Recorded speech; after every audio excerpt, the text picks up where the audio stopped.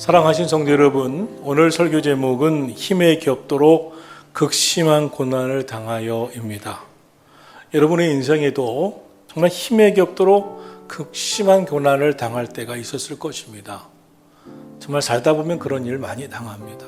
오늘 성경에서 사도 바울은 그런 고백을 하고 있습니다. 고린도후서 1장 8절, 형제들아 우리가 아시아에서 당한 환난을 너희가 모르기를 원하지 아니하노니 그때 우리는 힘에 겹도록 극심한 고난을 당했습니다. 9절에 보면 마치 사형 선고 받은 것 같은 마음을 갖게 되었습니다. 얼마나 괴로웠으면 그는 이런 극심한 고난을 당해 살 소망까지 끊어졌고 사형 선고 받았구나, 이제는 죽겠구나 하는 생각까지 했다고 하겠습니까? 그런데 사도 바울이 놀랍게 그 극심한 고난을 다 이겨냅니다. 힘에 겹도록 극심한 고난을 다 이겨냅니다. 사형 선고 받은 것 같은, 죽을 것 같았던 그 모든 어려움을 다 이겨냅니다. 오늘은 바울 사도는 그 어려움을 어떻게 이겨냈을까? 그때 무엇을 깨달았을까? 함께 생각하면서 은혜를 받기를 원합니다. 첫째로 사도 바울은 극심한 고통을 당해서 사형 선고 받았던 것 같은 그때 바로 하나님만 의지하게 하시는 것이구나 하는 것을 깨달았다는 것입니다. 본문 고린도후서 1장 9절을 보겠습니다. 이는 우리로 자기를 의지하지 말고 오직 죽은 자를 다시 살리시는 하나님만 의지하게 하심이라. 할렐루야.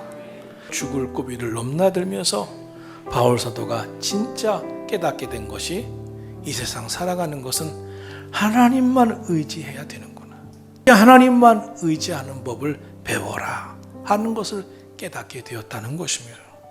사람은 진짜 고난을 받을 때 참모습이 드러납니다.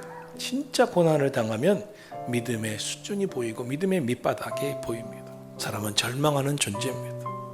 절망하지 않는 사람은 세상에 아무도 없습니다. 왜입니까? 인간의 한계 때문입니다.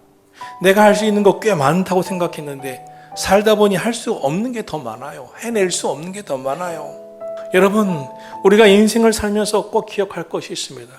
내가 가지고 있는 힘, 내가 가지고 있는 권세, 내가 가지고 있는 그것, 내 것인 양, 영원할 것인 양 착각하지 않는 거예요. 능력의 출처를 분명히 알아야 돼요. 사도 바울은 능력의 출처가 하나님께 있음을 알았습니다. 빌립보서 4장 13절입니다.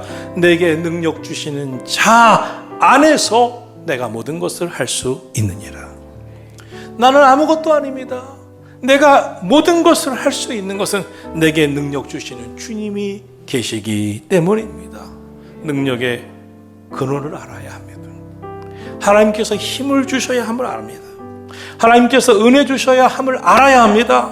사도 바울은 극심한 고난을 당하면서 자신이 가지고 있었던 힘, 아무것도 아님을 알았어요. 약함을 알았어요. 그래서 내가 약할 때가 곧 강함이니라 라고 고백하게 됩니다. 세상 사람들은 이해할 수 없는 역설이지만 이것이야말로 은혜고 축복임을 깨닫게 되기를 축원합니다. 사도 바울은 하나님의 능력이 얼마나 큰가를 알았어요. 그가 겪은 환난과 시련도 컸지만 사도 바울을 무너뜨리지 못했어요. 왜냐하면 환난과 시련보다 하나님의 능력이 더 컸기 때문이죠. 하나님 의지하는 믿음이 더 컸기 때문이죠. 야복강 나루터의 야곱은 천사와 씨름했다고 했습니다. 매달렸습니다. 기도했습니다. 하나님이 축복해 주시지 않으면 이 손을 놓아드리지 않겠다고 했습니다. 하나님께 매달릴 줄 알았습니다. 하나님께 붙어 있을 줄 알았습니다. 하나님 의지할 줄 알았습니다. 이것이야말로 그리스도인들의 기본 중의 기본입니다. 가장 위험한 때가 언제입니까? 지금 이 시대는 영적으로 위험한 시대입니다. 하나님 의지하기보다 자아를 더 의지하고 세상 더 의지합니다. 하나님 의지하시기를 축원합니다. 바울 사도는 수많은 고난을 통해서 인간의 연약함을 알았어요.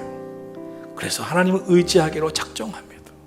왜냐하면 그때 하나님의 능력이 나타나기 때문입니다. 요한복음 15장 5절을 말씀합니다. 나는 포도나무여 너희는 가지라. 너희가 내 안에 내가 너희 안에 거하면 사람이 열매를 많이 맺나니 나를 떠나서는 너희가 아무것도 할 수 없음이니라. 하나님께 붙어 있으시기를 축원합니다. 하나님 떠나지 마시기를 축원합니다. 하나님께 붙어 있지 않으면 아무것도 아닙니다. 둘째로 바울 사도는 힘에 겹도록 극심한 고난을 당하면서 깨닫게 된 것이 있습니다. 하나님은 지나간 과거에도 건져주셨고 지금도 건지시고 이후에도 건져주실 것을 믿는 믿음이 생겼습니다. 10절을 보겠습니다. 그가 이같이 큰 사망에서 우리를 건지셨고 또 건지실 것이며 이후에도 건지시기를 바라노라. 할렐루야. 믿음은 체험과 함께 합니다. 우리가 기도 응답을 체험받은 사람들은 기도를 하기를 기뻐합니다. 지난번에도 기도 응답을 체험하게 하신 하나님, 또 기도 응답 체험하실 줄로 믿습니다. 은혜를 경험한 사람, 지난번에도 은혜를 받았듯이 다시 은혜를 주실 줄로 믿습니다. 체험이 그만큼 중요합니다. 바울 사도를 절망에서 일으킨 중요한 요소가 있다면 과거의 하나님 체험이었습니다. 과거 힘에 겹도록 극심한 고난을 당했지만 그때도 하나님의 은혜로 살았던 것처럼, 하나님의 역사가 함께했던 것처럼 지금도 하나님은 도우실 것이고 앞으로도 역사하실 것이고 앞으로도 지켜주실 것을 믿는 믿음에 도달했습니다. 사랑하시는 성도 여러분, 여러분의 인생에 정말 힘에 겹도록 극심한 고통이 찾아올 때 하나님은 예비하신 은혜가 있음을 기억하시고 기도하면서 영의 눈을 뜨시고, 와, 하나님이 이런 응답을 주시려고 하셨었구나, 이런 은혜로 하나님의 살아계심을 경험하게 하시려고 하셨었구나, 은혜를 깨닫게 되기를 예수님 이름으로 축원합니다. 셋째로, 사도 바울은 극심한 고난을 당하면서 기도하면 응답받는구나, 그러므로 기도하면서 도와달라고 말해야 되겠구나, 이런 깨달음을 얻었습니다. 11절입니다. 너희도 우리를 위하여 간구함으로 도와라. 이는 우리가 많은 사람의 기도로 얻은 은사로 말미암아 많은 사람이 우리를 위하여 감사하게 하려 함이라. 바울 사도는 어려움을 당할 때마다 많은 성도들이 기도함으로 회복하고 이기는 경험을 했습니다. 정말 그 극심한 어려움을 어떻게 이겼는가? 수많은 사람들이 기도해줘서 응답받고 이겼었구나 하는 것을 깨달았어요. 그래서 늘 입을 열어서 부탁합니다. 우리를 위해서 기도로 도와주세요. 기도야말로 하나님을 의지하는 자가 할 수 있는 것입니다. 하나님을 의지하지 않는 사람은 기도하지 않습니다. 독일의 종교개혁자 멜랑히토는 환난과 공고가 나를 골방으로 몰아넣어 기도하게 하지만 그 기도는 내 삶의 환난과 공고를 다 물리친다고 말했습니다. 하나님은 우리의 기도가 얼마나 간절한가, 얼마나 진실한가를 보시고 응답하십니다. 사랑하신 성도 여러분, 우리 간절히 기도합시다. 진실하게 기도합시다. 하나님만 의지하고 간절히 기도하면 건져주셨던 하나님 건지실 것이고 이후에도 건져주실 것을 믿으시기를 예수님의 이름으로 축원합니다.